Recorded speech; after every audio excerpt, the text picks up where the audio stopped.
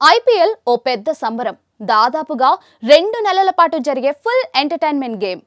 Ball to ball ఉత్కంఠ, ఎన్ని సిక్స్లు కొట్టారు, ఎన్ని గ్రౌండ్ అవతల పడ్డాయనే లెక్కలు, చిన్న చిన్న బెట్టింగ్స్.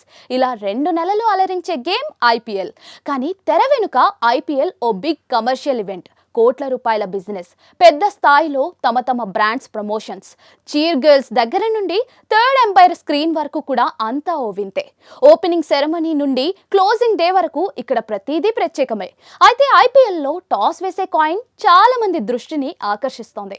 జనరల్ గా టాస్ కాయిన్ అంటే మనం రౌండ్ షేప్ నే ఎక్స్పెక్ట్ చేస్తాం. అలా కాకుండా స్క్వేర్ షేప్ లో ఉన్న ఐపీఎల్ కాయిన్ టాస్ ఓ బంగారు ఆభరణాల డిజైనర్ తో ప్రత్యేకంగా రూపొందించారు.